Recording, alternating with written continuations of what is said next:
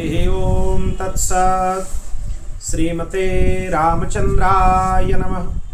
ओम परमहंसास्वादित चरणकमलचिन्मकरन्दाय भक्तजनमानस निवासाय श्रीरामचंद्राय नमः।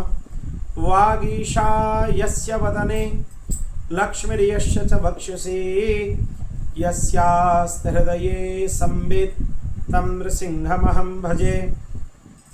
विश्वसर्ग विसर्गादि नवलक्षणलक्षितं श्रीकृष्णाख्यं परं धामं जगद्धाम नमामि तत्। प्रह्लाद नारद पराशर पुण्डरीक व्यासंबरीश सुख सौनक भीष्मदलभ्यं रुक्माङ्गदार्जुन वसिष्ठ विभीषणादीन् पुण्यानि मन् परम भागवतान् नमामि। श्री सीतानाथ समारंभं श्रीरामानन्दार्य मध्यमम् अस्मदाचार्य पर्यन्तं वन्दे श्री गुरु परम्पराम्।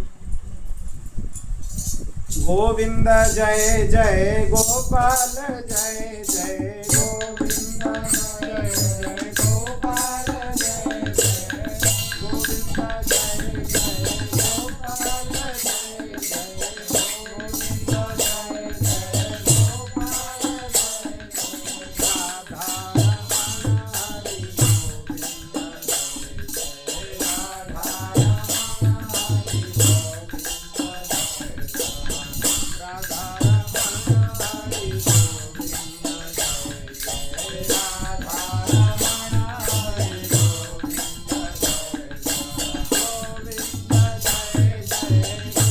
गोपाल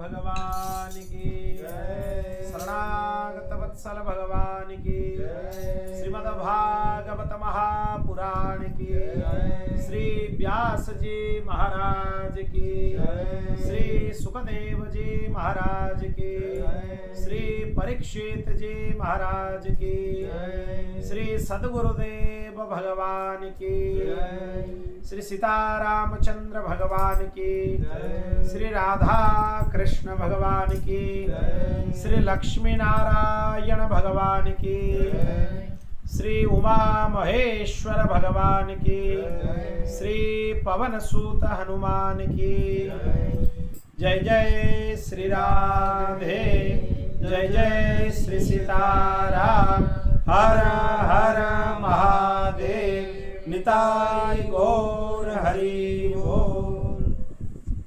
अनंत कोटि ब्रह्मांड नायक परात्पर अखिलेश्वर निखिल ही प्रत्यनीक भक्तवंशा कल्पतरु भगवान श्री हरि की महती कृपा करुणा से आज हम त्रयोदश दिवस 13वें दिन के श्रीमद् भागवत कथा के सत्र में प्रवेश कर रहे हैं और उसमें भी अष्टम स्कंध के कथा में प्रवेश कर रहे हैं। कल हम लोग भक्तराज प्रहलाद जी का चरित्र श्रवण किए थे। उसमें यह भाव था, सबसे बड़ा चीज प्रहलाद चरित्र में है दृढ़ विश्वास। भगवान के ऊपर दृढ़ विश्वास होना चाहिए जीव का कि भगवान मेरे रक्षक हैं। शरणागतों के लिए 6 सिद्धांत है। क्या है? आनुकूलस्य संकल्प प्रातिकूलस्य वर्जनम रक्षस्व इति विश्वासो गोप्तृत्वे वर्णम तथा आत्मनिक्षेपकारपन्य षड्विध शरणागति। क्या है उनके लिए सूत्र? आनुकूलस्य संकल्प, जो भगवान के अनुकूल हो, संतों के अनुकूल हो और शास्त्रों के अनुकूल हो, उसी का ही पालन जीवन में करना चाहिए। और जो शास्त्रानुमोदित ना हो, उसका वर्जन करना चाहिए। वो प्रतिकूल है, गुरुजी से विपरीत है, शास्त्र से विपरीत है, या संतों से विपरीत है, भगवत मार्ग से विपरीत है, उसका त्याग करना चाहिए। आनुकूलस्य संकल्प, प्रातिकूलस्य वर्जन।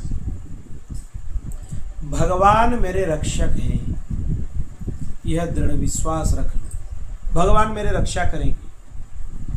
हिरण्यकशिपु को पूछा, तुम्हारे भगवान इस खंबे में कस्मात् स्तंभे न दृश्यते, क्यों दिखाई नहीं दे रहे हैं? प्रहलाद जी बोले, आप मेरे दृष्टि से देखें तो भगवान हर जगह दिखाई दे, भगवान स्तंभ में है। विश्वास, ये हो गया तीसरा चीज। और भगवान मेरे प्राण सर्वस्व हैं, भगवान के साथ अपना संबंध स्थापन करना है, ये हो गया चतुर्थ लक्षण। भगवान पे अपना सब कुछ समर्पण करके अपने आप को भगवान का दास समझना। खाली दास भी नहीं, दासानुदास, भगवान के दासों के दास, ऐसे अपने आप को समझना चाहिए। तब अहंकार मिट जाता है, नष्ट हो जाता है। अगर ऐसे नहीं सोचेंगे तो अहंकार बढ़ता हुआ चला जाएगा। इसलिए ये 6 अंग शरणागति के लिए आवश्यक है, पालनीय है। अब देखिए, अष्टम स्कंद का प्रारंभ यहाँ से हो रहा है। यहाँ पे भिन्न भिन्न मनवंतरों में भगवान के भिन्न भिन्न अवतारों की कथा है। यह जो अवतार है मनवंतर के अवतार, ये 24 अवतारों में नहीं है, ये पूरा अलग है, इनका चरित्र ही अलग है। बहुत सुंदर सुंदर चीज इसमें है। कुछ कुछ अवतार तो हैं 24 अवतारों में, और कुछ कुछ अवतार उनमें नहीं है, ये विशिष्ट है। और इसी को छोड़ के लोग चले जाते हैं कथा में, इसलिए पता नहीं चलता है मनवंतर के अनुसार भगवान का कितना अवतार हुआ है। बहुत अद्भुत चरित्र है। इसमें सुखदेव जी महाराज बताए, इस कल्प में स्वयंभुवादि 6 मनवंतर बीत चुके हैं। उनमें से पहले मनवंतर का वर्णन हम कर चुके हैं, जिसमें स्वयंभु मनु पद पर अधिष्ठित थे।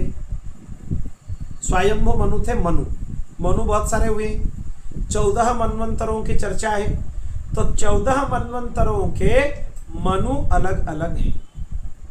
हर मनवंतर के मनु अलग हैं, हर मनवंतर के सप्तर्षि अलग हैं, हर मनवंतर के इंद्र अलग हैं, हर मनवंतर के भगवान अलग हैं। भगवान क्या होता है? ये मनवंतरों के अनुसार अलग अलग होता रहता है। 71 चतुर्युगी में एक मनवंतर होता है। एक चतुर्युगी मतलब सत्य, त्रेता, द्वापर, कली, ये 4 मिलने से एक चतुर्युगी। ऐसे ही लगभग 71 चतुर्युगी होने से एक मनवंतर का समय अतिबाहित होता है। तो इसी में ही स्वयंभु मनु जब मनवंतर में उनके स्वयंभु मनवंतर था, तब भगवान देवहूति माता के पुत्र कपिल देव के रूप में अवतार ग्रहण किए थे उस मनवंतर में। ये 24 अवतारों में आते हैं। और सुखदेव जी महाराज बोले कि इसका वर्णन हम पहले कर चुके हैं। किसमें? तृतीय स्कंद में कपिल भगवान का चरित्र हम सुना चुके हैं। अब भगवान आकुति के गर्भ से यज्ञ नारायण रूप से अवतरित हुए थे, उसका वर्णन भी हम कर चुके हैं, उसके लिए भी हम बोल चुके हैं। एक बार स्वयंभु मनु मंत्रमय उपनिषद स्वरूप स्तुति का पाठ कर रहे थे। ये जो मनुकृत स्तुति है, ये उपनिषदों का सार है, ये ब्रह्म ज्ञान है। इसको आप समझ लीजिएगा तो समझ लीजिएगा हमें उपनिषदों का सार समझ में आ गया। उपनिषदों में जो भगवान के अवतार हैं, उनका वर्णन का शैली कुछ थोड़ा अलग है। उसमें प्रत्यक्ष वर्णन नहीं किया गया है। कैसे वर्णन किया गया है? परोक्ष वर्णन किया गया है। कैसे वर्णन है? ये न येत यते विश्वम विश्वम चेतयते न यम यो जागरति शयानेस्मिन् नायं तं वेद वेदशः। कितना अद्भुत स्तुति है। देखिए भगवान को प्रत्यक्ष यहाँ पे कुछ नहीं बताया जा रहा है। जिनकी चेतना के स्पर्श मात्र से विश्व चेतन हो जाता है। कौन है यह बताया नहीं जा रहा है। जिनके चेतना के स्पर्श से विश्व चेतन हो जाता है, किंतु यह विश्व जिन्हें चेतना का दान नहीं कर सकता। भगवान को चेतना विश्व दे सकता है क्या? भगवान से विश्व का चेतना प्राप्त हुआ है। भगवान को चेतना देने का सामर्थ्य किसी में भी नहीं है। और जो इसके सो जाने पर प्रलय में भी जागते रहते हैं। जब जगत का प्रलय होता है सब कुछ सुप्तावस्था में चले जाते हैं, पर भगवान जागते रहते हैं। ये सुप्तावस्था में नहीं जाते। और जिनको यह नहीं जान सकता,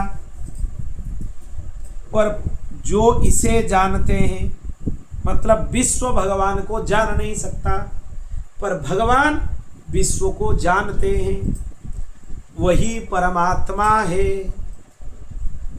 ये हो गया परमात्मा का संज्ञा। अगर किसी को पूछा जाए परमात्मा किसको बोलते हैं, यही श्लोक में उत्तर देना चाहिए। ये न चेतयते विश्वम विश्वम चेतयते नयम यो जागरति शयानेस्मिन् नायं तं वेद वेदशः। यह परमात्मा हो गए। फिर ईशावास्य उपनिषद के पहला मंत्र है ईशावास्यमिदं सर्वं यत्किंचित् जगत्यां जगत् तेन त्यक्तेन भुञ्जिता मा गृध्र कस्यचित् धनम्। यह उपनिषद का मंत्र है, वेद का मंत्र है। उसी तरह एक मंत्र यह श्लोक में भी है, इस स्तुति में भी है। आत्मा वास्यमिदं विश्वं यत्किंचित् जगत्यां जगत् तेन त्यक्तेन भुञ्जीथा मा गृध्र कस्यचित् धनम्। पूरा समान है, लगभग समान है, खाली दो शब्द अलग है ईशावास्य उपनिषद से। वहाँ ईशावास्यमिदं सर्वम बताया गया है, यहाँ आत्मावास्यमिदं सर्वम बताया गया है। ये संज्ञा दोनों एक ही है।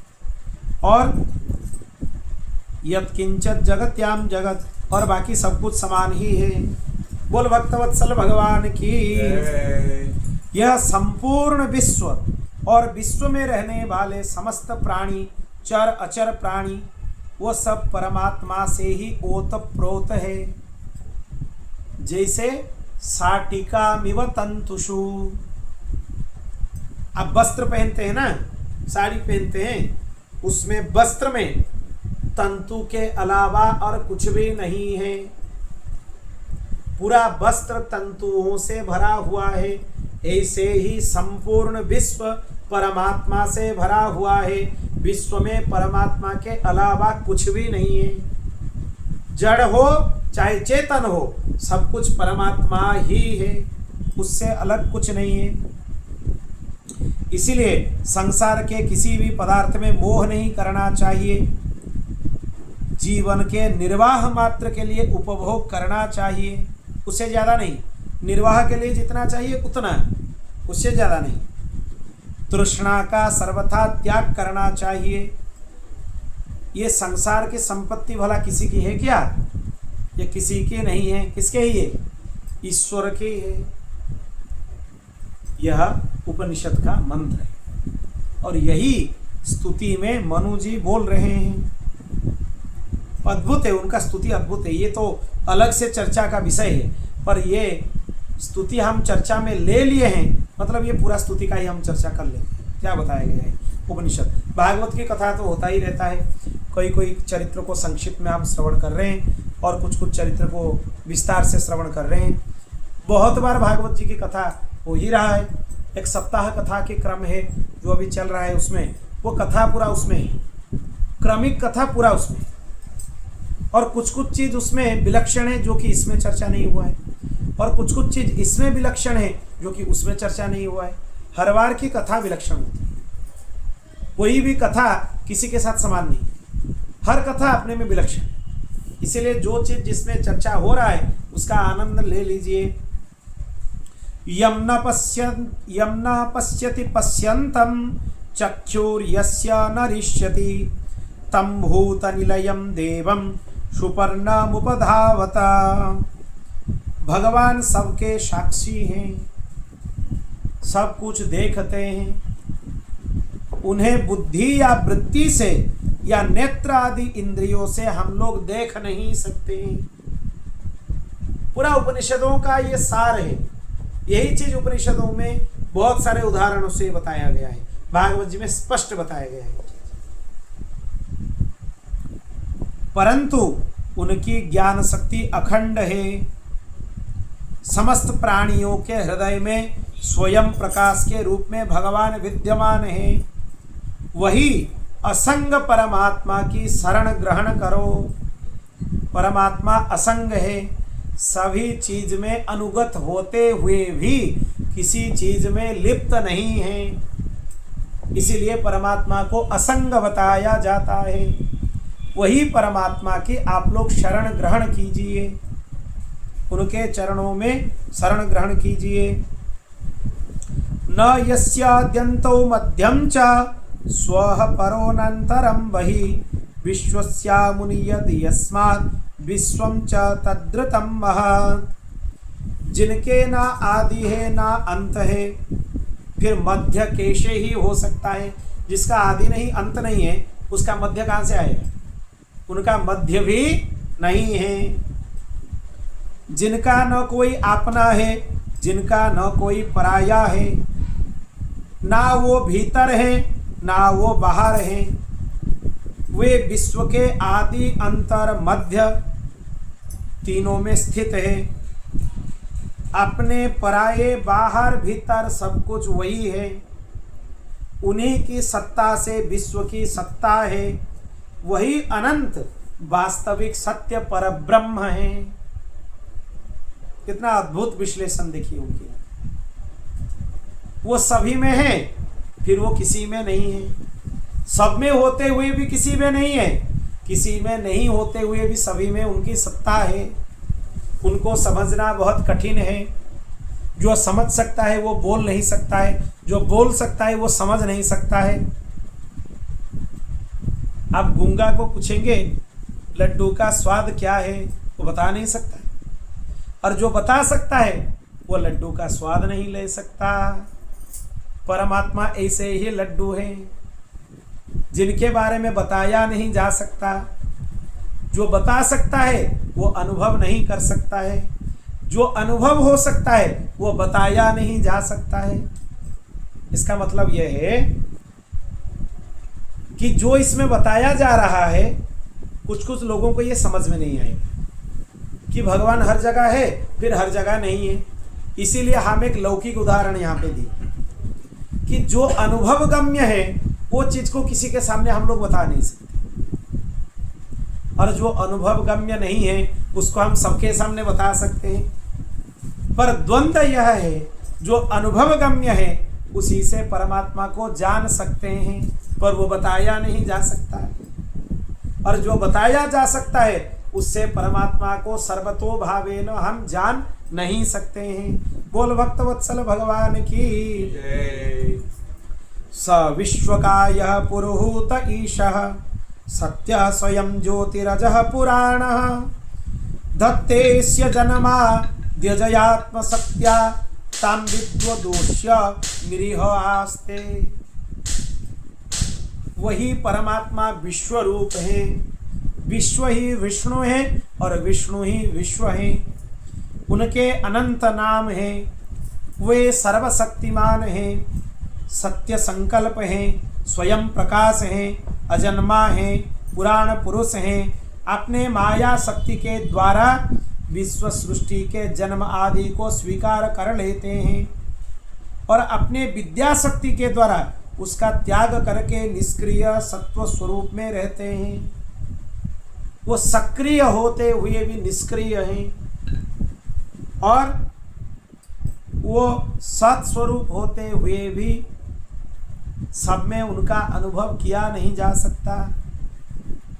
पर जो उनका हर जगह अनुभव कर लेता है वो सत्य स्वरूप हो जाता है।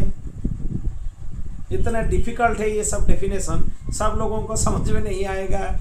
उनका सत्य स्वरूप है, वो हर जगह है, पर हर जगह उनका अनुभव कोई साधारण व्यक्ति नहीं कर सकता है। नहीं कर सकता है तो उसको सत्य स्वरूप का अनुभव नहीं होगा, और जिसको सत्य स्वरूप का अनुभव हो जाएगा वो अपने आप ही सत्य स्वरूप बन जाएगा। बोल भक्त वत्सल भगवान की।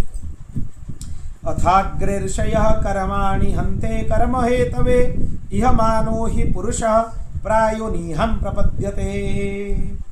इसी से ऋषि मुनि नैष्कर्म्य स्थिति अर्थात ब्रह्म से एकत्व प्राप्त करने के लिए पहले कर्म योग का अनुष्ठान करते थे। इसीलिए कोरे ज्ञान से कुछ नहीं होने वाला है। खाली शास्त्र पढ़ते रहोगे तो भ्रम में फंस जाओगे, ब्रह्म सूत्र से ब्रह्म सूत्र उत्पन्न हो जाएंगे। पर अगर तुम निष्काम कर्म योग का आश्रय ले लोगे तब तुम्हारा ज्ञान पच जाएगा, मतलब यह अनुभव में आ जाएगा जो चीज हम लोग सुने। अगर कर्म योग में प्रवृत्त नहीं हुए तो ये ज्ञान कोरी ज्ञान होता रह जाएगा। देखिए मनु जी उपनिषद का ज्ञान भी दे दिए और उसको पचाने का सूत्र भी दे दिए। पचेगा कैसे? नहीं पचेगा तो ब्रह्म ज्ञान हो जाएगा। फिर लोग घूमते हुए फिरेंगे कि हमें ब्रह्म ज्ञान आता है, पर ब्रह्म का अनुभव उनको कुछ भी नहीं है। आजकल वेदांती बहुत सारे हैं, यही बारिपदा में ही बहुत घूम रहे हैं।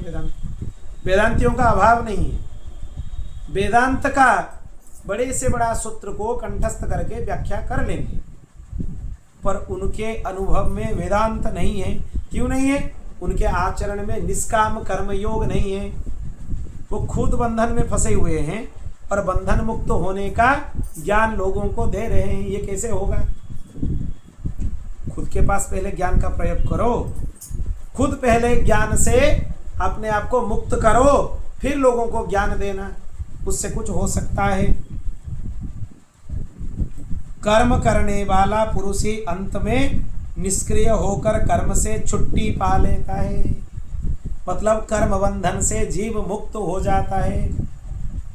कर्म बंधन से मुक्त होने के लिए कितने सारे उपनिषदों के सूत्रों को लोग कंठस्थ करते हैं, फिर भी उनके जीवन में वो नहीं आ पाता। पर भागवत धर्म कितना अद्भुत देखो। नृसिंह भगवान प्रहलाद जी को बोलते हैं, त्वं च मां च स्मरण काले कर्म बंधैर्विमुच्यते। हे प्रहलाद, तुम्हें और मुझे अगर कोई स्मरण करेगा वो कर्म बंधन से मुक्त हो जाएगा। भगवान नृसिंह और प्रहलाद जी को आप स्मरण करेंगे तो कर्म बंधन से मुक्त हो जाएंगे, और सर पटकते हुए ब्रह्म सूत्र को कंठस्थ करते रहेंगे, फिर भी कुछ होने वाला नहीं है। इसका मतलब यह नहीं है कि ब्रह्म सूत्र की उपादेयता नहीं है। हम खुद ब्रह्म सूत्र के बहुत सारे प्रवचन कर चुके हैं उसके ऊपर। आनंद भाष्य, श्री भाष्य, शंकर भाष्य और बहुत सारे गोविंद भाष्य को भी लिए थे बीच में। बहुत सारे भाष्यों को लेकर उसके ऊपर हम चर्चा कर चुके हैं। ब्रह्मसूत्र के ऊपर, अर्थपंचक के ऊपर, तत्वत्रयम के ऊपर, विशिष्टाद्वैत सिद्धांत के ऊपर। ये सिद्धांत अपने जगह सही है, पर जब तक आचरण में नहीं आएगा तब तक इसका विशेष लाभ किसी को प्राप्त होने वाला नहीं है। बोलने का तात्पर्य यही है। भगवान ज्ञान स्वरूप है। तमीहमानम निरहंकृतम बुधम निराशिसम पूर्णमनन्यचोदितम नृणं शिक्षयन्तं निजवर्त्म संस्थितं प्रभुं प्रपद्ये खिल धर्म भावनम। अद्भुत है, एक एक श्लोक अद्भुत है। भगवान ज्ञान स्वरूप है, इसीलिए उनमें अहंकार का लेश नहीं है। वे सर्वथा परिपूर्ण हैं, इसीलिए किसी वस्तु की कामना उनमें नहीं है।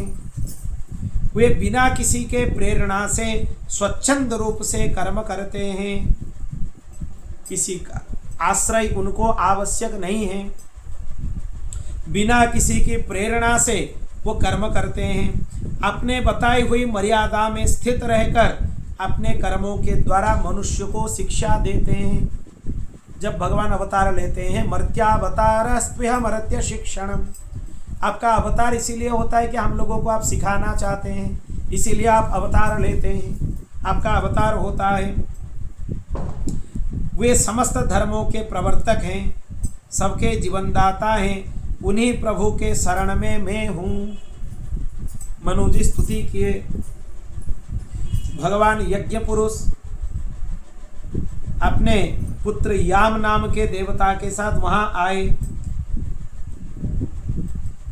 और असुरों का संहार कर दिए। फिर इंद्र पद पर प्रतिष्ठित होकर स्वर्ग का शासन करने लगे। ये पहले मनवंतर का बात है। अब दूसरे मनवंतर में, उसका नाम है स्वारोचिस मनवंतर, उसमें अग्नि के पुत्र द्युमान, सुषेण और रोचिस्मान ये सब थे। उस मनवंतर में इंद्र का नाम था रोचन, प्रधान देवगण थे तुषित, और सप्तर्षि ऊर्जस्तंभ आदि वेदवादी गण सप्तर्षि थे। उसी मनवंतर में वेदशिरा ऋषि की पत्नी तुषिता थी। उनके गर्भ से भगवान अवतार ग्रहण किए, उनका नाम हुआ विभु। विभु अवतार से भगवान प्रसिद्ध हुए। तीसरे मनु थे उत्तम, इसीलिए मनवंतर का नाम क्या हुआ? उत्तम मनवंतर। वे प्रियव्रत के पुत्र थे। प्रियव्रत मनु के पुत्र थे और उनके पुत्रों का नाम था पवन, सृंजय, यज्ञहोत्र, ये सब था। उस मनवंतर में वशिष्ठ जी के प्रमद आदि 7 पुत्र सप्तर्षि पद पर थे। इंद्र का नाम था सत्यजीत, सत्य, वेदश्रुत, भद्र, ये देवताओं के प्रधान गण थे। धर्म की पत्नी सुनृता के गर्भ से पुरुषोत्तम भगवान ने सत्यसेन नाम से अवतार ग्रहण किए। सत्यसेन भगवान थे तीसरे मनवंतर में।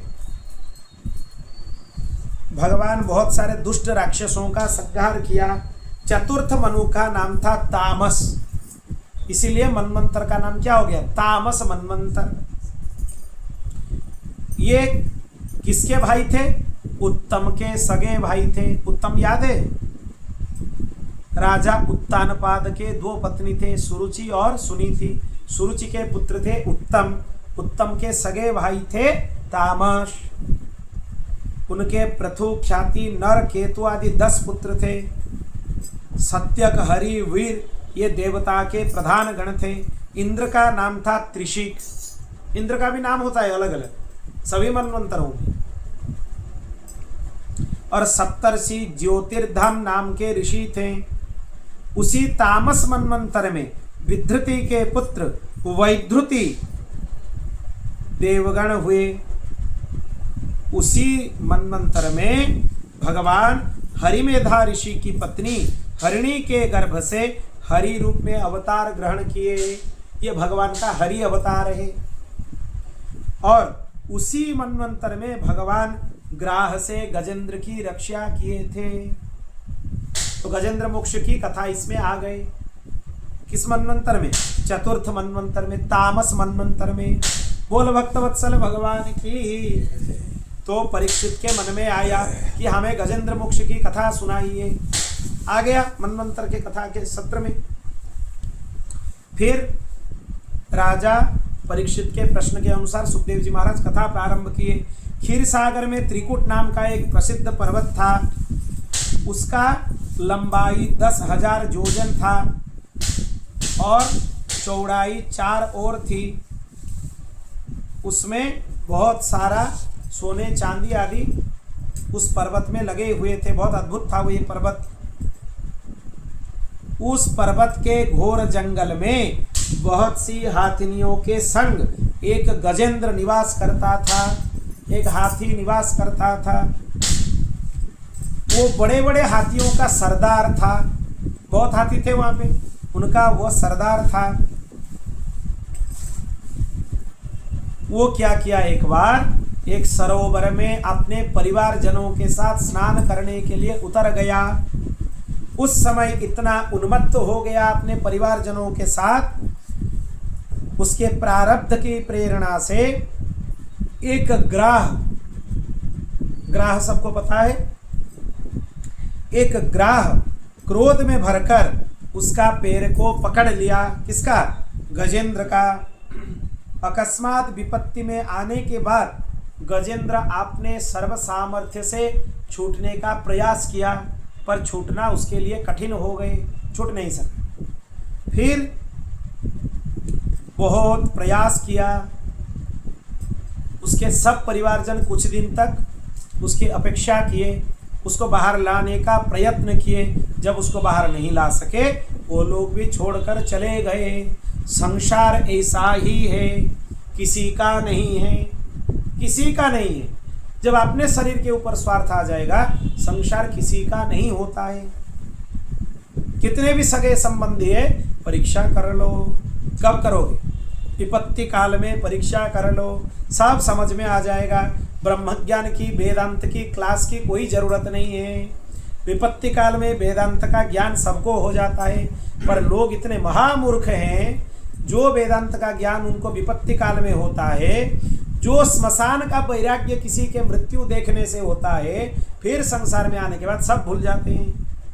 इतने महामूर्ख हैं लोग, सब ज्ञान उनका चौपट हो जाता है, रहता ही नहीं है। स्मशान में मृत्यु देखने के बाद, किसी को चिता जलाने के देखने के बाद ज्ञान आ जाता है। देखो हमारा भी यही हालत होने वाला है, इसलिए कुछ करो ना करो, भगवान के भजन कर लो। फिर संसार में आने के बाद फंस जाते हैं, सब भूल जाते हैं। ये क्यों होता है? भगवान के प्रचंड माया के प्रभाव से। गजेंद्र अब भगवान को स्तुति करने लगा। कौन सा स्तोत्र? जो स्तोत्र उसको पहले याद था, बहुत पूर्व काल में जो स्तोत्र का पाठ पूर्व जन्म में वो कर रहा था, उसी स्तोत्र को वो याद किया।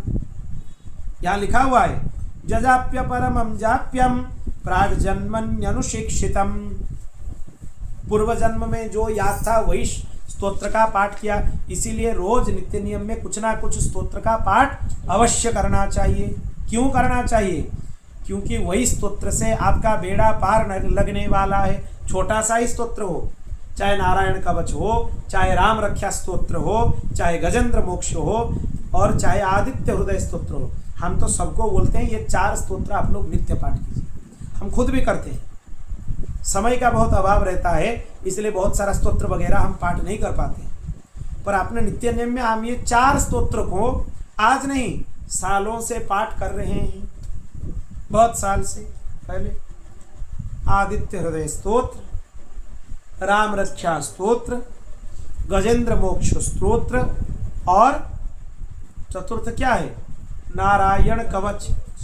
ये 4 ही पाठ कर लो, सब कुछ हो जाएगा। अगर समय मिले तो ज्यादा स्तोत्र पाठ करो, तो अधिकस्य अधिकम फलम, जितना कर सको उतना अच्छा है।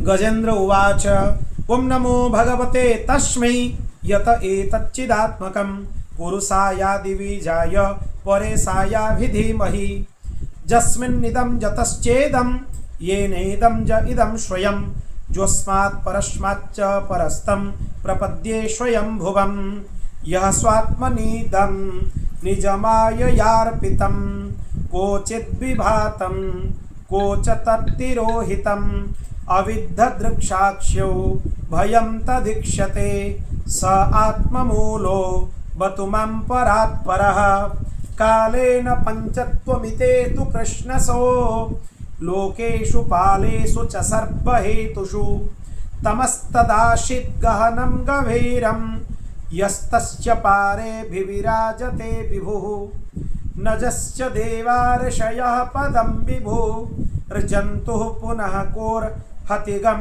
तुमीरितुं यथा नटस्या कृतिभिर्विचेष्टतो दुरत्ययानुक्रमणः क्षमावतु दिदृक्षवो यस्य पदं सुमङ्गलं विमुक्तसङ्गा मुनयः सुसाधवः चरन्त्यलोकव्रतमव्रणं वने भूतात्मभूतः सुहृदः समे गतिः न विद्यते यस्य च जन्म कर्म वा न नाम रूपे गुणदोष एव वा तथापि लोकव्ययसम्भवा यजः सोमाय यातान्यनुकालमृच्छति तस्मै नमः परेशाय ब्रह्मणेऽनन्तशक्तये अरूपाय रुरूपाय नमः आश्चर्यकर्मणे नमः आत्मप्रदीपाय साक्षिणे परमात्मने नमो गीरं विदुराय मनश्चेतश्च सामपि सत्त्वेन प्रतिलभ्याय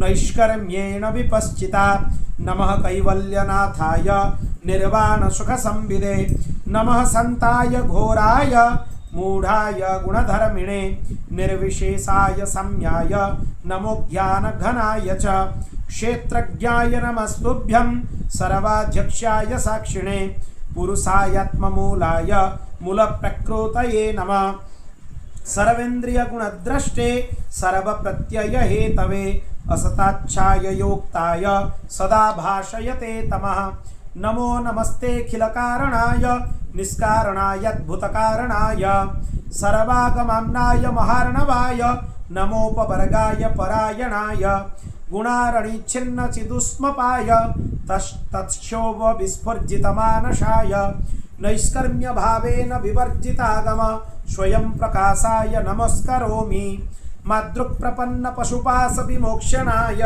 मुक्ताय भूरि करुणाय नमोलयाय श्वंसेन सर्पतनुभृन्मनसि प्रतीता प्रत्यग्दृशे भगवते बृहते नमस्ते आत्मात्मजप्तगृहवित्तजनेषु शक्तैर्दुष्पाप्रणाय गुणसङ्गविवर्जिताय मुक्तात्मभिः सहृदये परिभाविताय ज्ञानात्मने भगवते नम ईश्वराय यं धर्मकामर्थविमुक्तिकामा भजन्त इष्टं गतिमाप्नुवन्ति किं त्वा शिशोरात्यपि देहमव्ययं करोतु मेदभ्रदयो विमोक्षणम् एकान्तिनो यस्य न कञ्चनार्थं वाञ्छन्ति ये वै भगवत्प्रपन्नः अत्यद्भुतं तच्चरितं सुमङ्गलं गायन्त आनन्दसमुद्रमग्नः तमक्षरं ब्रह्म परं परेशमव्यक्तमध्यात्मिकयोगगम्यम् अतीन्द्रियं सूक्ष्ममिवातिदूरमनन्तमद्यं परिपूर्णमीढे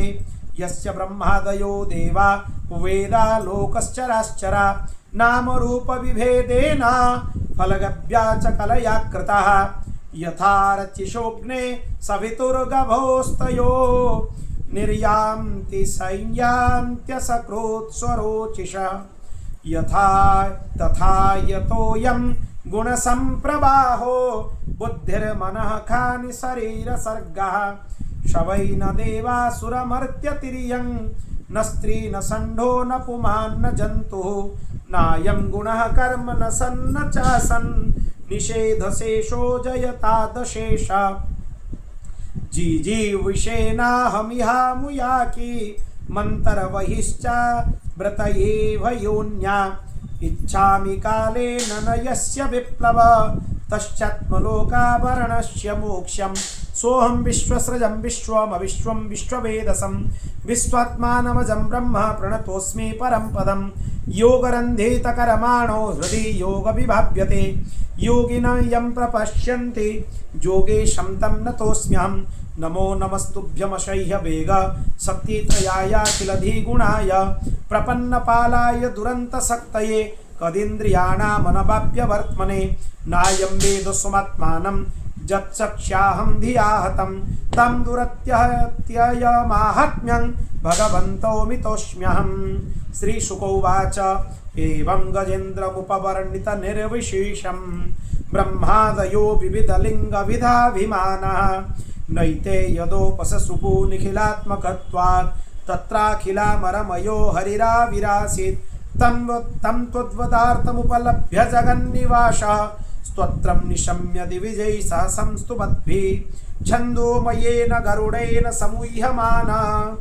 चक्रायुधोऽभ्यमगदासु यतो गजेन्द्रः स्वन्तः सरस्युबलेन गृहीत अर्तो दृष्ट्वा गरुत्मतिहरिं खौत्पातचक्रम् उत्क्षिप्य सम्भुजकरं गिरमाह कृच्छा नारायणोऽखिलगुरो भगवन्नमस्ते तं विख्यपीडितमजा सहसावतीर्य सग्राहमाशु सरस कृपयोज्जहार ग्राहाद्विपाटितमुखा दरिणा गजेन्द्रं सम्पश्यतं हरिरमु मुचदुस्त्रियाणाम् इति श्रीमद्भागवते महापुराणे पारमहंस्यां संहितायाम् अष्टमस्कन्धे गजेन्द्रमोक्षणे तृतीयाध्यायः। ये संपूर्ण गजेंद्र स्तुति है। गजेंद्र मुख्य स्तोत्र का नित्य पाठ करना चाहिए। इसके पाठ से बड़े बड़े संकट टल जाते हैं। ये इतना अद्भुत है और इसका अभ्यास थोड़ा कर लेना चाहिए क्योंकि इसका जो शब्द शैली है वो थोड़ा कठिन है, थोड़ा क्लिष्ट है इसका शब्द शैली। इसका शब्दावली भी थोड़ा कठिन है, पर यह श्लोक अद्भुत है। अपने पूर्व जन्म में सिखा हुआ स्तोत्र का पाठ गजेंद्र करने लगा। गजेंद्र क्या बोल रहा है देखिए। ये गजेंद्र स्तुति भी वेदांत है। कहीं भी गजेंद्र भगवान का नाम नहीं लिया। किसका स्तुति कर रहा है? अंत में बताया ये लक्षण, ये लक्षण, ये लक्षण, ये लक्षण। ये लक्षण किसमें घटित होते हैं? नारायणोखिल गुरो भगवन नमस्ते। अंत में बता दिया कि ये सब लक्षण भगवान श्रीमन नारायण में घटित होते हैं। इसीलिए भगवान श्रीमन नारायण परिपूर्ण परब्रह्म है। अब देखिए गजेंद्र क्या बोल रहे हैं। जो जगत के मूल कारण हैं, जो सबके हृदय में पुरुष रूप में विराजमान हैं, संपूर्ण जगत के एकमात्र स्वामी हैं, जिसके कारण चेतना का विस्तार होता है, उस भगवान को मैं नमस्कार करता हूँ। यह संसार उन्हीं में स्थित है। सत्ता से प्रतीत हो रहा है, उन्हीं की सत्ता से सब कुछ प्रतीत हो रहा है। वही इसी में व्याप्त हैं और वही स्वयं इसके रूप में प्रकट हो रहे हैं। कितना अद्भुत है, देखिए कितना अद्भुत व्याख्यान है। यह सब होने पर भी इस संसार और इसके कारण प्रकृति से भगवान परे हैं। भगवान सब कुछ है। भगवान संसार के रूप में स्थित हैं। भगवान के सत्ता से संसार का प्रतीति होता है। भगवान संसार में व्याप्त हैं। भगवान संसार के रूप में प्रकट होते हैं। फिर भी भगवान प्रकृति से और संसार से दोनों से अलग हैं। वो स्वयं प्रकाश हैं, स्वयं सिद्ध हैं, सत्तात्मक हैं। उसी भगवान का मैं शरण ग्रहण करता हूँ। ये विश्व का प्रपंच उन्हीं की माया से व्याप्त है। यह कभी प्रतीत होता है तो कभी प्रतीत नहीं होता है। उनकी दृष्टि में ज्यों का त्यों रहता है। दृष्टि में कोई परिवर्तन होता नहीं रहता। वो सबके साक्षी हैं और उन दोनों को वो देखते रहते हैं। किसको? दृष्टि को और साक्षी को। स्वयं दृष्टि हैं, स्वयं साक्षी हैं, फिर स्वयं दोनों को देखते रहते हैं। यही वेदांत है, अद्भुत है। वो सबके मूल कारण हैं और अपने मूल भी वो वही हैं। सबके मूल कारण भी है, अपने मूल भी वही हैं। कोई दूसरा उनका कारण नहीं है। वे समस्त कार्य और कारण में मेरी रक्षा करे। प्रलय के समय लोकपाल संपूर्ण लोक नष्ट हो जाते हैं। घना अंधकार छा जाता है, पर परमात्मा उस समय भी विराजमान रहते हैं। वही प्रभु हमारी रक्षा करे। कितना अद्भुत है गजेंद्र की स्तुति। वो वेदांत के एक एक लक्षण बोल रहा है और बोल रहा है वही प्रभु हमारी रक्षा करें, वही प्रभु हमारी रक्षा करें। उनकी लीलाओं का रहस्य जानना कठिन है। वो नट के भांति अनेक वेश धारण कर लेते हैं। फिर अपने वास्तविक स्वरूप को ना तो देवता जानते हैं ना ऋषि जानते हैं। अनेक रूप धारण कर लेते हैं। अनेक रूप रूपाय विष्णवे प्रभ विष्णवे, पर उनके लीला को कोई जान नहीं सकता। यस्य स्मरण मात्रेण जन्म संसार बंधनात् विमुच्यते नमस्तस्मै विष्णवे प्रभ विष्णवे। उनके स्मरण से जीव अपने अनंत कोटि ब्रह्मांड के चक्र से मुक्त हो जाता है, पर उनको जानना जीव के बस में नहीं है। जीव उनको जान नहीं सकता। फिर दूसरा ऐसा कौन है जो उनका वर्णन कर सकता है? जो प्रभु अवर्णनीय है वही प्रभु हमारी रक्षा करें। इतना अद्भुत है। गजेंद्र वर्णन कर रहे हैं, फिर बोल रहे हैं कि जो अवर्णनीय है वो प्रभु हमारी रक्षा करें।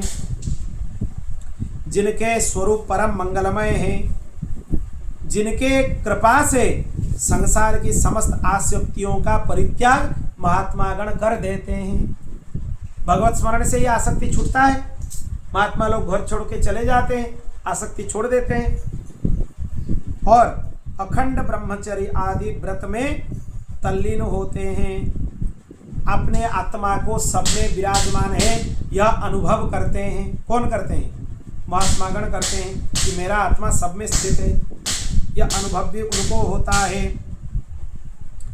वही भगवान मेरे गति हैं। ना उनका जन्म है, ना उनका कर्म है, ना उनका नाम है, ना उनका रूप है। उनका कुछ भी ऐसे संबंध गुण दोष नहीं है। जिसका ये सब नहीं है उसका गुण भी नहीं है, उसका दोष भी नहीं है, फिर भी विश्व की सृष्टा वही है, संहार करता वही है और सृष्टि संहार करने के लिए वो माया को स्वीकार करते हैं। वही मायापति भगवान मेरी रक्षा करें। कितना अद्भुत है, अद्भुत है। भगवान सर्वशक्तिमान हैं, सर्वैश्वर्यमय हैं। उन्हीं परमात्मा को मैं नमस्कार करता हूँ। वो अरूप हैं और बहुरूप भी हैं और उनका कर्म अत्यंत आश्चर्यमय है। स्वयं प्रकाश हैं, सबके साक्षी हैं, मन वाणी चित्त से अत्यंत दूर हैं। वही परमात्मा को मैं नमस्कार करता हूँ। विवेकी पुरुष कर्म संन्यास अथवा कर्म समर्पण के द्वारा अपने अंतकरण को शुद्ध करके जिनको प्राप्त करना चाहते हैं। अंतकरण शुद्ध कैसे होगा फिर बता दिया गया हमारा। कर्म संन्यास या कर्म समर्पण, जो भी कर्म करो भगवान को अर्पित कर दो, इसी से चित्त शुद्ध हो जाएंगे। जो भगवान स्वयं नित्य मुक्त हैं, परमानंद हैं, ज्ञान स्वरूप हैं, दूसरों को कैवल्य मुक्ति देने में सामर्थ्य रखते हैं, वही प्रभु को हम नमस्कार करते हैं। जो सत्व रज तम तीन गुणों का धर्म को स्वीकार करके शांत घोर मूढ़ आदि अवस्था को धारण करते हैं, भेद रहित हैं, समभाव से स्थित हैं, वही ज्ञान घन प्रभु को हम बार बार नमस्कार करते हैं। वह सबके स्वामी हैं, सबके ज्ञाता हैं, सबके साक्षी हैं, वही भगवान को हम नमस्कार करते हैं। इंद्रिय और उसके विषय के दृष्टा हैं, सबके प्रतीति के आधार हैं। हमें कुछ भी पता चलता है भगवान के वजह से पता चलता है, अपने से कोई आधार नहीं है। इन्हीं के वजह से सबका अस्तित्व है, सबका पृथक अस्तित्व नहीं है। भगवान है इसीलिए सबका अस्तित्व है। समस्त वस्तुओं की सत्ता उन्हीं के रूप में ही भासमान हो रहा है। वही परमात्मा को हम नमस्कार करते हैं। ये सबके मूल कारण हैं, इनका कोई कारण नहीं है। कारण होने पर भी अपने में विकार नहीं है, परिणाम नहीं है, इसीलिए भगवान अनोखे कारण हैं। उनको हम बार बार नमस्कार करते हैं। जैसे संपूर्ण नदियों का आश्रय समुद्र है, वैसे ही समस्त वेद शास्त्र का तात्पर्य भगवान है। वो मोक्ष स्वरूप हैं। सभी संत उन्हीं के शरण ग्रहण करते हैं। वही भगवान का मैं शरणागत होकर शरण ग्रहण करता हूँ। गजेंद्र बोल रहे हैं। जैसे यज्ञ के काष्ठ अरणि में अग्नि को गुप्त रखता है, अरणि मंथन करने के बाद अग्नि प्रकट होती है, सबको पता है ये चीज। वैसे ही आपने अपने ज्ञान को गुणों की माया से ढककर रखे हैं। गुणों में क्षोभ होने के बाद भगवान सृष्टि की रचना की संकल्प करते हैं। फिर जो लोग अपने कर्म संन्यास अथवा कर्म समर्पण के द्वारा वेदादि शास्त्रों के ऊपर उठ जाते हैं, वे उनके आत्मा के रूप में भगवान स्वयं प्रकाशित होते हैं। वही स्वयं प्रकाश भगवान को हम नमस्कार करते हैं। जैसे कोई दयालु पुरुष फंदे में पड़े हुए पशु का बंधन काट देता है, वैसे ही आप मेरे जैसे जितने शरणागत हैं सबके फांस काट दीजिए। फांस से मुक्त कर दीजिए, कर्म बंधन से मुक्त कर दीजिए। आप नित्य मुक्त हैं, परम कल्याणमय हैं, आलस्य आप में नहीं है। आपके चरणों में बार बार मेरा नमस्कार है। संपूर्ण प्राणियों के हृदय में आप अंतरात्मा में उपलब्ध रहते हैं। जो लोग शरीर, पुत्र, ग्रहजन, गुरुजन, ग्रह, संपत्ति, स्वजन में आसक्त हैं, उन्हें आपकी प्राप्ति अत्यंत कठिन है। जो संसार में आसक्त है उनको भगवान कैसे मिलेंगे? नहीं मिल सकते हैं। आप स्वयं गुणों के आसक्ति से रहित हैं।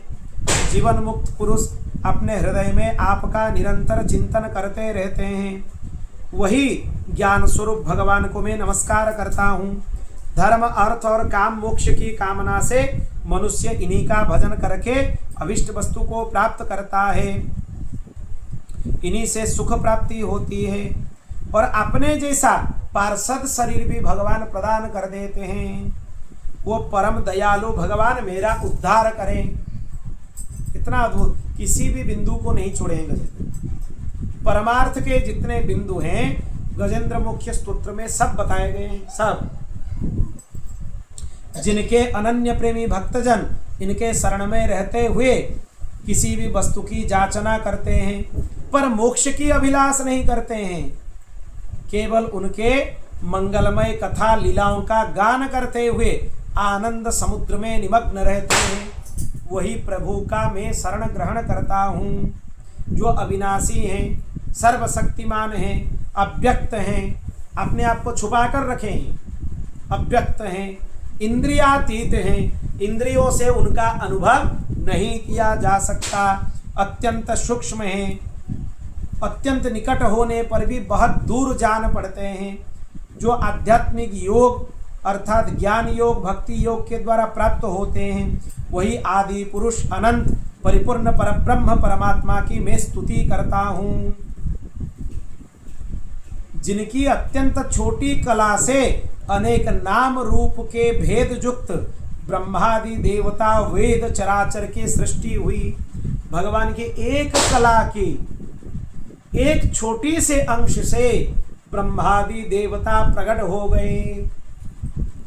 जैसे धधकती हुई आग में उसके लपेट में और प्रकाशमान सूर्य के किरणों में, वो सूर्य के किरण में आग लीन हो जाती है, ऐसे ही स्वयं प्रकाश परमात्मा से बुद्धि, मन, इंद्रिय, शरीर जो गुण का प्रवाह है वो बार बार प्रकट होते हैं, बार बार लीन होते हैं। किनसे? परमात्मा से। वे भगवान ना तो देवता हैं, ना तो असुर हैं, ना तो मनुष्य हैं, ना तो पशु हैं, ना तो पक्षी हैं, ना तो स्त्री हैं, ना तो पुरुष हैं, ना तो नपुंसक हैं, ना तो साधारण हैं, ना तो असाधारण हैं, ना तो वे गुण हैं, ना तो वह कर्म है, ना कार्य है, ना कारण है। निषेध होने पर जो बचता है ना तो वह है, सबके स्वरूप में वही हैं। वही परमात्मा मेरे उद्धार के लिए प्रकट हो जाए। जितने देवगण आकाश में खड़े हुए थे वो सोच रहे थे कि हम लोग जाएंगे, ये तो गजेंद्र स्तुति कर रहे हैं, हमारा नाम नहीं ले रहे, पर शायद ये लक्षण हम में घटित हो जाए। जब गजेंद्र ये बोल दिए, ना तो वो देवता है, ना तो ये है, ना तो वे हैं, ना तो वे हैं, सब बोल दिए गजेंद्र, सब निराश हो गए। जितने देवता आकाश मार्ग में खड़े थे फिर वो लोग हाथ जोड़कर खड़े हो गए। वो सोचने लगे हम नहीं है तो दूसरा कोई है, कौन परमात्मा है उसको आज हम लोग दर्शन करेंगे, जो कि गजेंद्र की स्तुति से प्रकट होने वाले हैं। मैं जीना नहीं चाहता, यह हाथी की योनि से बाहर भीतर से अज्ञान की आवरण से मुक्त होना चाहता हूँ, इसीलिए आपके कृपा के बिना मैं छूट नहीं सकता। इसीलिए आप मेरे ऊपर कृपा कीजिए, मैं आपके शरण में हूँ। आप अंतरात्मा में विश्व रूप सामग्री से क्रीड़ा करते हैं। योगी लोग योग के द्वारा कर्म वासना, कर्म फल को भस्म करके योग शुद्ध हृदय में आपको साक्षात्कार करते हैं, वही प्रभु को हम नमस्कार करते हैं। तीन शक्तियां सत्व रजतम, समस्त इंद्रिय सबके रूप में आप ही प्रतीत होते हैं। जिनकी इंद्रियां बस में नहीं है वो आपको प्राप्त नहीं कर सकते हैं।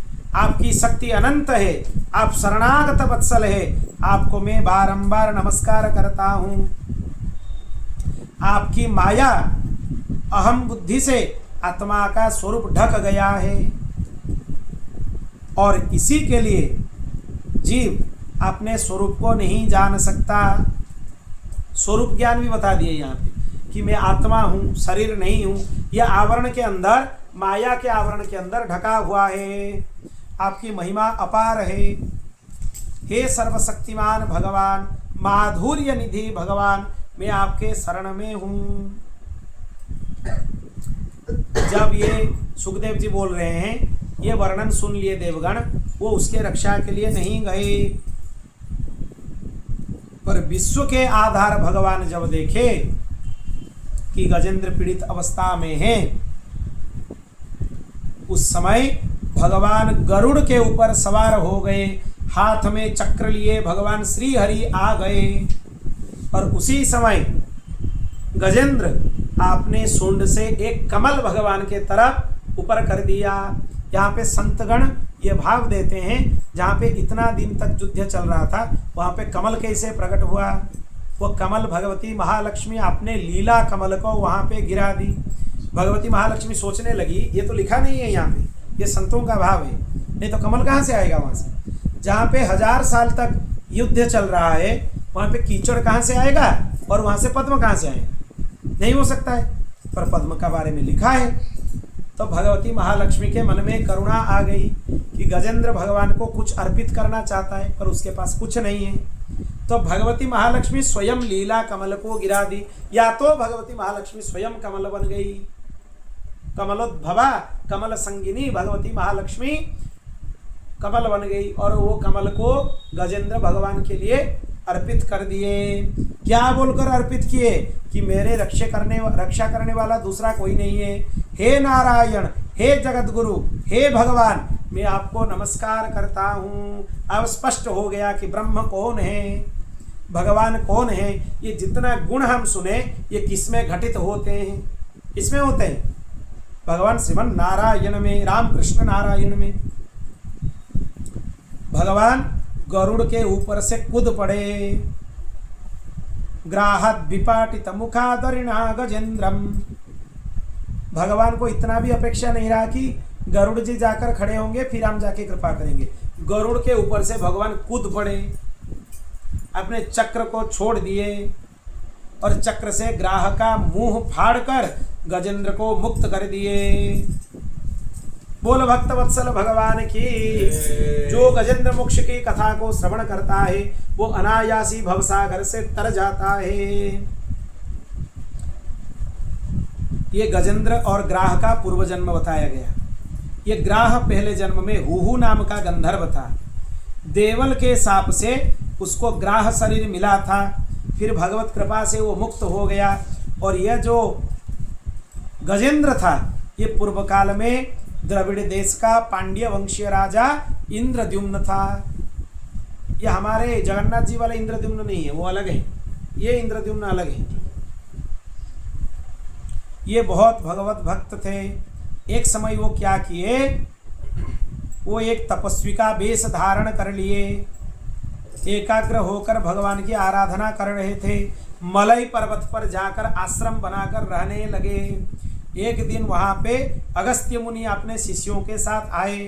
वो देखे कि एक राजा अपने राज्य का त्याग करके, उसका कर्तव्य का त्याग करके एक आश्रम बनाकर भजन कर रहा है। अगस्त्य जी को बहुत क्रोध आया। ये सब शिक्षा लेने वाला विषय है। जो कर्तव्य हमारा है वो करना चाहिए, पर अगर राजा का कर्तव्य है राज्य शासन, उसको छोड़ के वो बाबा जी बन जाए तो क्या होगा, कुछ नहीं हो सकता है। या आजकल के लोगों को प्रेरणा लेना चाहिए। थोड़ा ही आध्यात्म में कोई प्रवेश किया उसको बाबा जी होने का मन हो जाए। अरे ये बाबा जी बनना है कोई खेल का काम नहीं है। अपने को मिटाना होता है, इसमें परम वैराग्य होना होता है। अगर वैराग्य नहीं होगा, तुम बेस भी ले लोगे फिर घर में लौट के आ जाओगे, क्या फायदा होगा उसमें। नहीं तो ये कपड़े से प्रपंच नहीं कर रहे हो तो कासाय वस्त्र से प्रपंच करने लगोगे। वित्तेषणा घर में नहीं होगा तो आश्रम में वित्तेषणा आ जाएगी। पुत्रेषणा शिष्येषणा का रूप ले लेगा, तो मुक्त कहाँ हुए थे। इसीलिए लोग बोलते हैं 99% जो महात्मा हैं 99% महंत नरक जाते हैं। बोल भक्तवत्सल भगवान की। क्यों? महंत पद पर आरूढ़ होने के बाद देवस्व खा जाते हैं, ब्रह्मस्व खा जाते हैं, गोमाता के भाग भी जो भाग है वो भी कभी कभी खा जाते हैं। फिर क्या होगा उनका हालत। जो दान में आता है वो भगवान के लिए आता है। इसीलिए बहुत सावधान होना जरूरी है। उसमें से कोई क्वचित भगवत भक्त महापुरुष महात्मा होते हैं, श्री महंत होते हैं जो भगवान के धाम को जाते हैं। ये खतरे का खेल है, इसको खेल समझना नहीं चाहिए। ये खेल समझकर राजा इंद्रद्युम्न आश्रम बनाकर भजन कर रहे थे। अगस्त्य जी बोले महापाखंडी है तू, अपने राज्य को छोड़कर यहाँ पे आश्रम बनाकर भजन कर रहा है। तो आश्रम में रहते हुए भी, अपने घर में रहते हुए भी भजन कर सकता था। राज्य का पालन करना चाहिए था। तुम गृहस्थ हो, क्षत्रिय के लिए संन्यास का विधान नहीं है। संन्यास का विधान केवल ब्राह्मण के लिए है। राजा कौन है? क्षत्रिय है। इसीलिए अगस्त्य जी क्रोधित हो गए। अगर ये ब्राह्मण होते तो अगस्त्य जी क्रोधित नहीं होते। ब्राह्मण के लिए संन्यास का विधान है, केवल ब्राह्मण के लिए, दूसरे किसी वर्ण के लिए। विरक्ति तो सब लोग ले सकते हैं, भजन कर सकते हैं भगवान का। विधिवत संन्यास का जो अधिकार है शास्त्र के अनुसार केवल ब्राह्मणों का ही है। आजकल कोई भी सन्यासी बन जाता है, कोई भी कासाय वस्त्र पहन लेते हैं, गृहस्थ कासाय वस्त्र पहन रहे हैं। ये सब अनर्थ है, ये सही नहीं है। तो अगस्त्य जी उसको अभिशाप दे दिए, महामूर्ख हो तुम, गुरुजन से शिक्षे ग्रहण नहीं किए, अभिमान बहुत ज्यादा है, जाओ तुम हाथी की योनि को प्राप्त हो जाओ, गज बन जाओ, मूर्ख का योनि मिल जाए। गज को मूर्ख बोलते हैं ना, गज शब्द का अर्थ क्या है? मूर्ख। तो मूर्ख योनि तुम्हें प्राप्त हो जाए। बोल भक्त वत्सल भगवान की। इसीलिए उनको हाथी का योनि प्राप्त हो गया।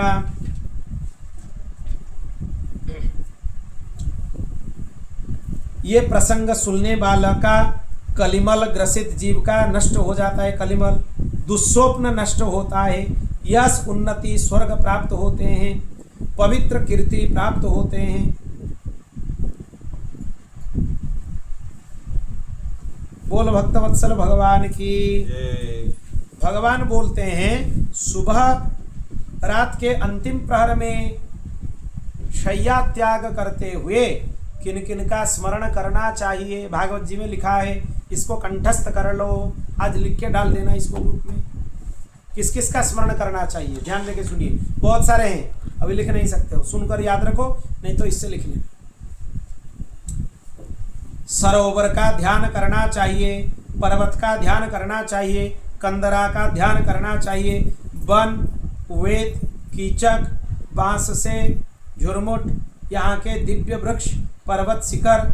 भगवान बोल रहे हैं मेरे ब्रह्मा जी शिव जी के निवास स्थान, मतलब ब्रह्मलोक, वैकुंठ और कैलाश, मेरे प्यारे धाम क्षीर सागर, प्रकाशमय श्वेतदीप, श्रीवत्स, कौस्तुभमणि, बनमाला, कौमुद की गदा, सुदर्शन चक्र, पंचजन्य शंख, पक्षीराज गरुड़, मेरे सूक्ष्म कला स्वरूप शेषनाग, मेरे आश्रम में रहने वाले लक्ष्मी जी, ब्रह्मा जी, देवर्षि नारद, शंकर, भक्तराज प्रहलाद, मत्स्य कच्छप बराह आदि जितने अवतार, और मेरे पुण्य पवित्रमय चरित्र, सूर्य, चंद्रमा, अग्नि, ओमकार, सत्य, मूल प्रकृति, गो माता, ब्राह्मण, अविनाशी सनातन धर्म, सोम, कश्यप, उनकी पत्नी दक्ष कन्या, गंगा, सरस्वती, यमुना, ऐरावत हाथी, भक्ति शिरोमणि ध्रुव जी, 7 ब्रह्मर्षि, पवित्र कीर्ति नल,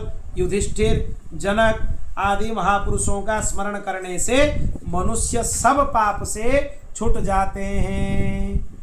और क्या होता है? वे सब मुझे प्राप्त होते हैं। कितना अद्भुत है, इतना स्मरण करने से मनुष्य भगवान को प्राप्त हो जाए।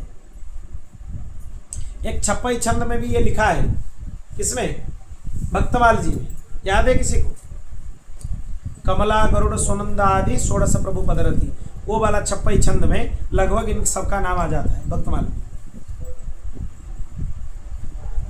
और जो ब्राह्म मुहूर्त में जगकर भगवान की यह गजेंद्र स्तुति से भगवान का स्तवन करते हैं, मृत्यु के समय भगवान उनको याद आते हैं, उनको भगवान निर्मल बुद्धि प्रदान करते हैं। बोल भक्त वत्सल भगवान की। अंतकाल में अगर भगवत स्मरण होगा तभी भगवत प्राप्ति हो सकती है। और अंतकाल में भगवत स्मरण कैसे होगा? जब नित्य ब्राह्म मुहूर्त में सूर्योदय से पहले सैया त्याग करके गजेंद्र मोक्ष का नित्य पाठ किया जाए तो अवश्य ही भगवान आपको मिलेंगे मिलेंगे मिलेंगे, इसमें कोई संदेह नहीं है।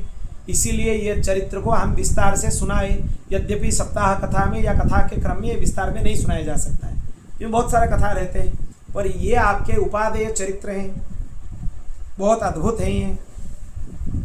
अब रैवत मनवंतर की कथा सुनो। 5वें मनु का नाम था रैवत। वो चतुर्थ मनु तामस के सगे भाई थे। उसके अर्जुन, बलि, विंध्य आदि अनेक पुत्र हुए। उस मनवंतर में इंद्र थे, विभु, भूतरय और देवता के प्रधान गण थे। उस समय हिरण्यरोमा, वेदशिरा, ऊर्ध्वबाहु ये सब सप्तर्षि थे। शुभ्र ऋषि के पत्नी का नाम था विकुंठा। उनके गर्भ से वैकुंठ नामक भगवान वहां पे अवतार धारण किए। लक्ष्मी जी की प्रार्थना से भगवान वैकुंठ धाम की रचना किए। ये वैकुंठ धाम की कथा है। छठे मनु चक्षु के पुत्र हुए, चक्षुष मनवंतर। उनके पुरुष सुद्युम्न आदि कई पुत्र हुए। इंद्र का नाम था मंत्रद्रुम, प्रधान देवगण थे, आप्य आदि। उसी मनवंतर में हविष्यमान, वीरक आदि सप्तर्षि थे। उस समय वैराज की पत्नी संभूति के गर्भ से अजित नाम के अंशावतार ग्रहण किए। समुद्र मंथन करके देवताओं को अमृत पिलाए भगवान, और कच्छप रूप धारण करके मंदराचल को अपने पीठ पर धारण किए। अब क्षीर सागर मंथन की बात वहां पे प्रश्न किए परीक्षित को, कैसे हुआ उसको थोड़ा विस्तार से हमें बताइए। पहले क्या हुआ, एक बार दुर्वासा जी के शाप से इंद्र अपने श्री हराए। दुर्वासा जी भगवान को दर्शन करके आ रहे थे। ये विष्णु पुराण में एक कथा है, यहाँ पे संकेत किया गया है। फिर भगवान दुर्वासा जी को आपने एक प्रसादी माला अर्पित की। दुर्वासा जी मार्ग में इंद्र से मिले, इंद्र को माला दे दिए।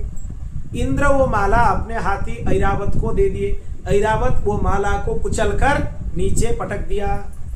दुर्वासा ऋषि के सामने ये घटना हो गया। दुर्वासा कहाँ छोड़ने वाले हैं भगवान के प्रसाद की अवमानना। वो तुरंत अभिशाप दे दिए इंद्र को, तुम्हारा श्री नष्ट हो जाए। ये सुनकर असुर देवताओं के ऊपर आक्रमण कर दिए। फिर देवता क्या करेंगे, गिरिकंदरा में जाकर छुपने लगे।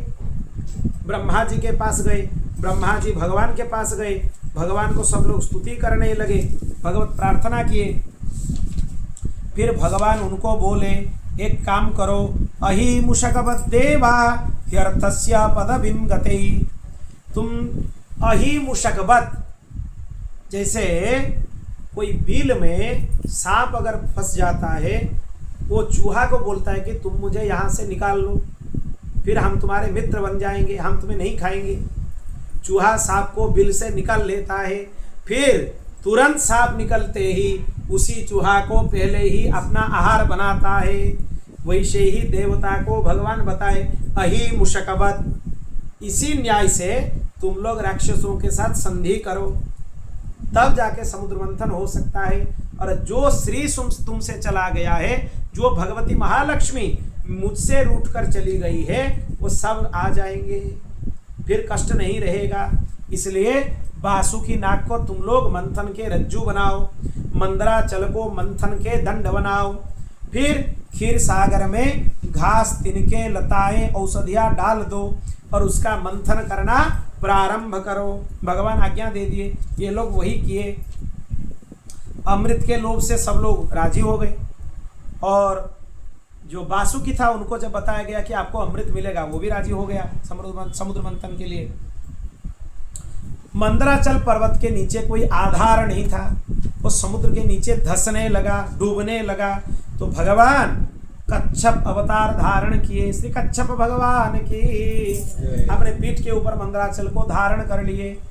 और जब उनके पीठ के ऊपर मंदराचल इसे घिसता रहा, उनको अनुभव हुआ कि मेरे पीठ के कंडू दूर हो रहे हैं। वो आराम का अनुभव करने लगे। भगवान उनके इतने गंभीर श्वास थे, इतने बड़े कछुए थे भगवान, उससे समुद्र में ज्वार आ जाते थे। कितने प्यारे होंगे भगवान, सोचिए। कच्छप हैं, बहुत बड़े कच्छप हैं, उनके श्वास प्रश्वास से ज्वार भट्टा आ जाते थे समुद्र में। फिर समुद्र मंथन चला, मंदराचल उनके पीठ के ऊपर उठा दिया गया और नागराज वासुकी के हजारों नेत्रों से, मुख से, श्वास से विष की आग निकलने लगी। फिर समुद्र मंथन से हलाहल विष उत्पन्न हो गया। बोल भक्तवत्सल भगवान की। वो बहुत प्रचंड था। सब लोग फिर भगवान शिव को स्तुति करने लगे, भगवान महादेव को प्रार्थना करने लगे। देव देव महादेव भूतात्मन भूत भावन त्राही न शरणापन्नन स्त्रैलोक्य दहनात् विषाद। जिसका शरीर में बहुत रोग हो, कष्ट हो, कोई भी भयंकर कष्ट हो, ये श्लोक को याद कर लो। श्रीमद् भागवत के 8वें स्कंद के 7वें अध्याय के 21वां श्लोक। नित्य शिव जी के सामने अगर इसका पाठ करोगे, जाप करोगे, भयंकर कष्ट से मुक्त हो जाओगे। कितना अद्भुत है ये श्लोक। तो शिव जी को प्रार्थना करने लगे, आप हमें कृपा कीजिए, उद्धार कीजिए। शिव जी भगवती पार्वती के तरफ देखने लगे और क्या बोले?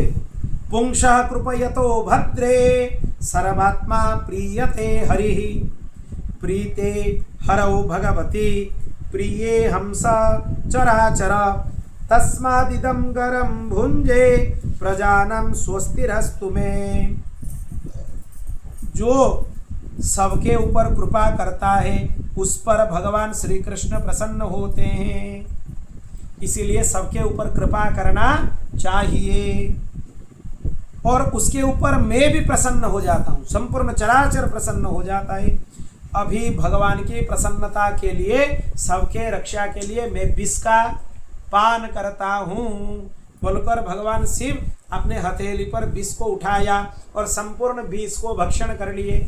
और उनको याद आ गया कि मेरे हृदय में राम है, इसलिए विष को बलपूर्वक भगवान शिव अपने कंठ में रख लिए।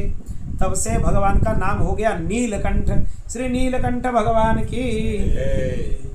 उसके बाद इसी दीपावली के अवसर पर कल ब्रह्मवेला में भगवती गो माता कामधेनु माता समुद्र मंथन से उत्पन्न हुई। कामधेनु माता की। हम वही प्रसंग में पहुंच गए, ये आजकल का ही प्रसंग है। ब्राह्म मुहूर्त में भगवती गोमाता और प्रदोष काल में, संध्या काल में भगवती लक्ष्मी समुद्र मंथन से उत्पन्न हुई। और वहां पे ब्राह्मणों को वो दे दिया गया, क्योंकि उनको हविर्भाग चाहिए, घी चाहिए, वो लोग आहुति करेंगे, इसीलिए ब्राह्मणों को दे दिया गया। उच्चैश्रवा घोड़ा निकला, उसको राजा बलि को दे दिया गया। ऐरावत हाथी निकला, 4 दांत थे, 2 शुंड थे, उसको इंद्र को दे दिया गया। कौस्तुभ मणि निकला, कौस्तुभ मणि का तेज कोई सहन नहीं कर सके, वो भगवान के हृदय में रहा, वहीं उसको स्थानित किया गया। फिर कल्प वृक्ष निकला, कल्प वृक्ष स्वर्ग में जाकर रहा। अप्सराएं प्रकट हुए, वो भी स्वर्ग में चले गए।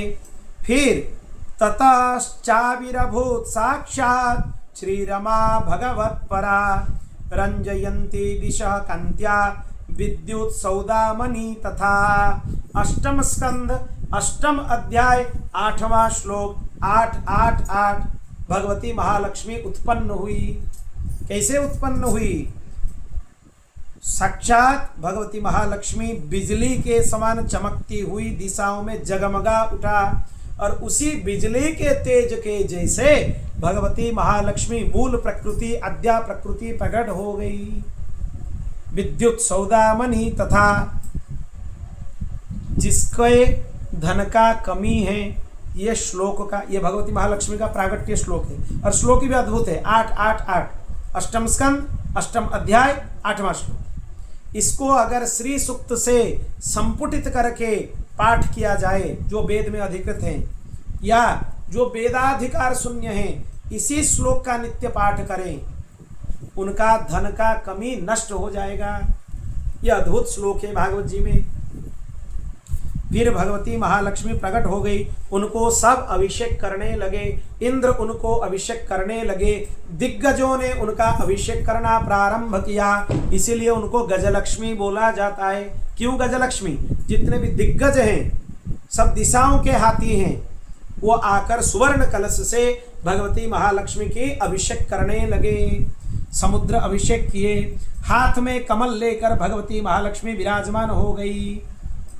फिर अपने हाथ में कमल की माला लेकर सबको देखते हुए, सबको चुनते हुए वो सोचे कि मेरे योग्य कौन हैं। सबको देखे, फिर रमा मुकुंदम निरपेक्षमीप्सितम, भगवती रमा, भगवती महालक्ष्मी मुकुंद के गले में कमल की माला डाल दी, उनका वरण किए। बोल भक्तवत्सल भगवान की। भगवान को ही वर रूप में चुन लिए। भगवती महालक्ष्मी तो भगवान का ही है, दूसरे किसी का कैसे ही हो सकता है।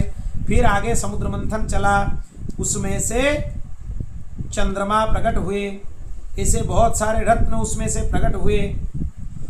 अलक्ष्मी भी उसी से प्रकट हुई, वो पहले प्रकट हुई लक्ष्मी जी के पहले, इसलिए उनको ज्येष्ठा बोला जाता है, लक्ष्मी जी को कनिष्ठा बोला जाता है। और साक्षात भगवान धन्वंतरी अपने हाथ में अमृत कलश, आयुर्वेद शास्त्र और त्रिफला, जो सब रोगों का जड़ को नष्ट करने वाला है, हरिड़ा, वहाड़ा, वहेड़ा जिसको बोलते हैं, और आंवला, ये तीनों को त्रिफला बोला जाता है। उसका जड़, वो वृक्ष त्रिफला को हाथ में लेते हुए, आयुर्वेद शास्त्र को हाथ में लेते हुए, अमृत कलश को हाथ में लेते हुए, भगवान धन्वंतरी, यही धनतेरस जिसको हम बोलते हैं, इसी तिथि में भगवान धन्वंतरी प्रकट हो गए। श्री धन्वंतरी भगवान की। धन्वंतरी भगवान एक उपदेश करते हैं, अच्युतानंत गोविंद नामोच्चारण भेषजात नश्यन्ति सकला रोगा सत्यम सत्यम वदाम्यहम्। जो अच्युताय नमः, अनंताय नमः, गोविंदाय नमः इसका पाठ करता है वो निरोग हो जाता है। फिर धन्वंतरी भगवान से अमृत कलश को राक्षसों ने छीन लिया। फिर भगवान एक कुलटा नारी के स्वरूप में मोहिनी बन गए। देखो, नारियों में भी भगवान कुलटा नारी बने, वो आपने परिचय दिए हैं, वो बोले कि मैं कुलटा नारी हूँ, और अमृत कलश को अपने हाथ में ले लिया। फिर सबको बिठाकर बांटने लगे। जो राहु नामक राक्षस था, वो सूर्य चंद्र के बीच में देवता का रूप धारण करके बैठ गया। पर देवता जब पान करते हैं शब्द नहीं होता है उससे, पर राहु जब पान किया उससे शब्द आया, तो सब लोग जान गए कि ये राक्षस है। चंद्र और सूर्य बोल दिए भगवान को। देखो, भगवान को तो पता था ये राहु राक्षस है, पर पंक्ति भेद नहीं करना चाहिए, इसलिए भगवान जानबूझकर उसको अमृत दिए। भगवान को पता था। ये एक शिक्षा है कि कोई भी शत्रु हो आकर बैठ जाए, पंक्ति भेद करना नहीं चाहिए, उसको देना चाहिए समान रूप। भगवान दिए। दूसरा शिक्षा यहाँ पे यह है, किसी का चुगली करना नहीं चाहिए। सूर्य चंद्र राहु का चुगली किए, राहु के बारे में भगवान को बता दिए कि ये हमारे बीच में बैठकर अमृत पा लिया। फिर भगवान तो चक्र से राहु का अलग कर दिए, पर सूर्य चंद्र को कष्ट आज तक झेलना हो रहा है। ग्रहण हो रहा है, सूर्य पराग चंद्र ग्रहण हो रहा है कि नहीं? ये किसका प्रभाव है? उनका चुगली का ही प्रभाव है।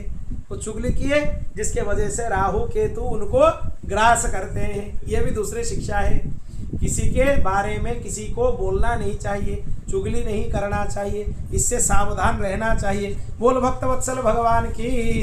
फिर देवासुर संग्राम हुआ। देवासुर संग्राम में राक्षस मारे गए।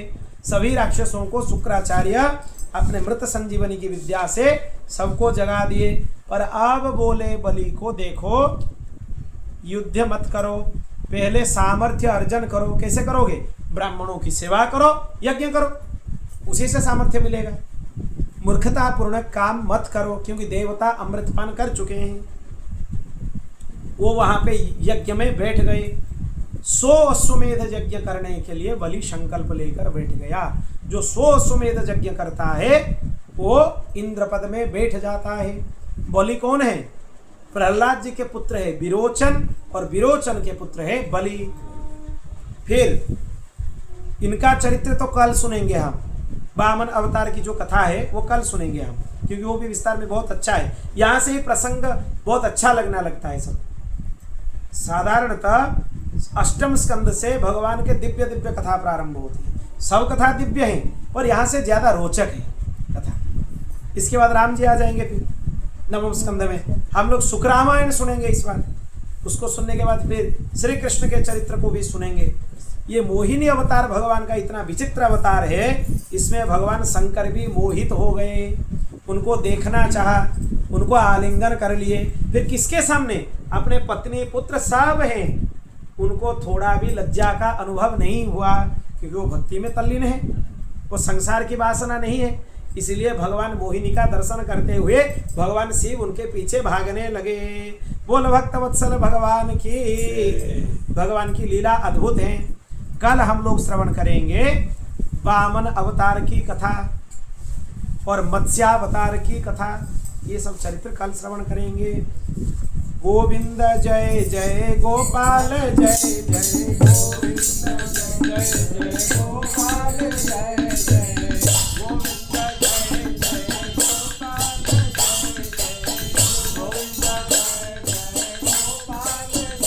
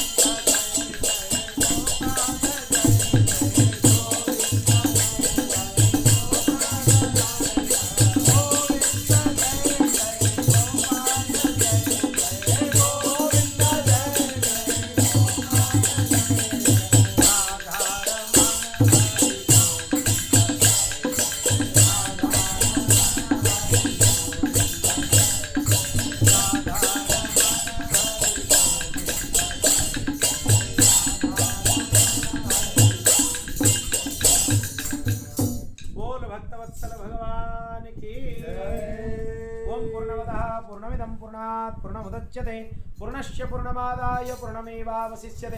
हरि ओम शांति शांति शांति।